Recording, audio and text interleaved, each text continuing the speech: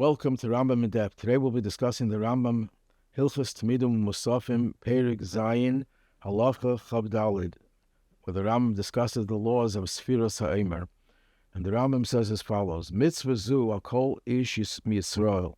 This mitzvah is incumbent on every Jewish man, b'chol makom, whichever place he is in Eretz Yisrael, outside of Eretz Yisrael, or b'chol zman, whichever period, before the Churban of the Beis HaMikdash, after the Churban. There's a chiyuv on every man to count the Omer.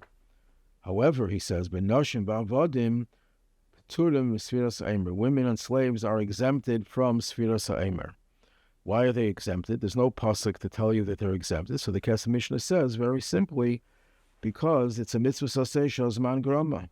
It's a positive related mitzvah. And we know that women are exempted from all positive related mitzvahs, some exceptions that are time related, such as shofar, lulav, sukkah, tefillin, tzitzis, and so on. So here too, it's a mitzvah saseh shazman grama. Counting sfira is done in a certain time, in the 16th of Nisan until Shavuos. So therefore, it's a mitzvah saseh shazman grama, and women are exempted. However, the Ramban, in his Kedushim and Masechta Kedushin, lists Sfiras HaOmer among the mitzvahs she'ein zman grama, and women are obligated. And all the Achreinim are puzzled by the Ramban's statement that it's a mitzvah she'ein zman grama, that women are obligated.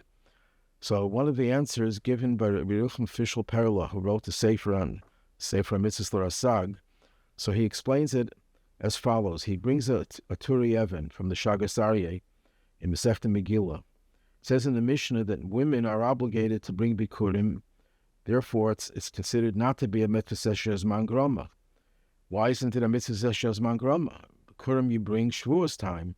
You bring it from Shavuos till Sukkot, when you read the parsha of Mikra Bikurim, and then afterwards you can still bring it until Chanukah without reading of the parsha, but it's a time-related mitzvah. So the Turai Even explains that when you call something a mitzvah shezman grama, that's dafke, that's only when the mitzvah mitzad atzma, that a mitzvah by itself only applies the time the Torah designates.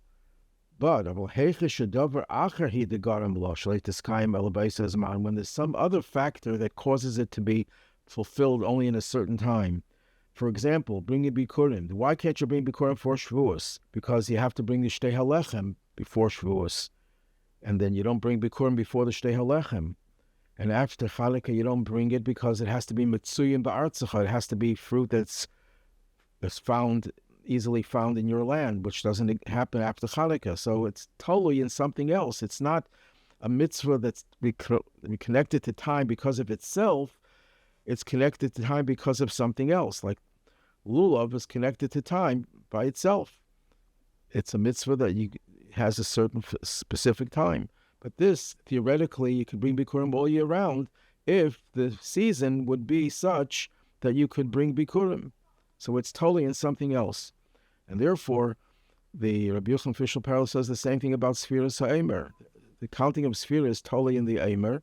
It's connected to the Omer. And the Omer you have to bring dafka on the Tezayin Nisan, because that's when the season of barley occurs. And you have to bring the first barley, and that is Matir Chadash. So the counting of the Omer hinges on another mitzvah that's time-related, but it in itself is not considered time-related. However, Rabbi Fishel Perla notes that his explanation is not an adequate one, because what is the shita of the Rambam? What does the Rambam hold? The Rambam holds that it's not mitzvah shezman grama. Why does the Rambam disagree with that svara? So the answer is the Rambam goes l'shitose. The Rambam paskins that bisman hazeh, nowadays, that there's no Omer, you still have a biblical obligation to count the Omer. That means it's not connected to the Omer. The Torah connects it. The Torah is giving you a siman ba'alma, mere sign. When do you count this and this day when you bring the Omer? But not that a mitzvah is somehow hinged and organically connected to the Omer. And therefore, the Rambam holds that it's considered a mitzvah shezman grama because it's an inherent limitation in the mitzvah that you do Sfiras HaOmer at a certain particular time, unrelated to anything else. So what's the problem? The problem is that most paskin like the Rishonim that hold that Sfiras HaOmer nowadays is only midirabanan. That means it is connected to the Omer. That's why you no longer have the biblical obligation. If that's the case, then most poskim should paskin that women are not exempted from Sfiras Omer, because Sfiras Omer is connected to the Omer, and it's not a Mitzvah Zman Groma because of that, according to the Turai Even. There's another way of explaining of the Ramban, and that will require us to look at the Rambam a little bit differently. That the Ramban holds that it's not Zman Groma, based on what the Rebbe once explained, that Sfiras Omer is not like any other time-related mitzvah. Because every other mitzvah, this is one way of explaining it, every other mitzvah is shaykh to do any time of the year. You can take a lulav any time of the year. You're not mekayim the mitzvah, but it's possible. But the Torah says, this mitzvah, this very important mitzvah lulav, we are limiting it to a certain time. So when the Torah limits a mitzvah to a certain time, the Torah also limits it to women, that it's not obligatory for women to do. They're exempted from it. That's when there's a mitzvah that it's shaykh to do any time, but the Torah says, no, it's mugabal, it's limited to a specific time. However, Sfiras Omer, the Zman is the mitzvah. You're not going to say tefillin is limited, because tefillin requires batim that have 4 compartments, 4 parshas in the tefillin. That is the mitzvah. That's not a limit on the mitzvah. If you say tefillin you can only do on weekdays, not on Shabbat, that's a limit on the mitzvah. But the tefillin itself is the chefza of the mitzvah, is not a limit. Because every mitzvah has its hagbala, has its limitations. Conversely, Sfiras Omer, it's not a mitzvah that you can do any time, and it's connected to a specific time. No, that time is the mitzvah. The Zman is the chefza, is the object of the mitzvah, and therefore it's not called Zman Groma. So the question will then be, then how come the Rambam holds it is Zman Groma? Okay, you could argue that the Rambam doesn't hold from that svara, but if that svara sounds like a very solid svara, why would the Rambam disagree? So the answer could possibly be, you're right, that it's not Zman Groma, mitzad the time of Pesach till Shavuos. That is the chefza of the mitzvah. But when Shavuos comes, you no longer obviously have an obligation to count the sfira.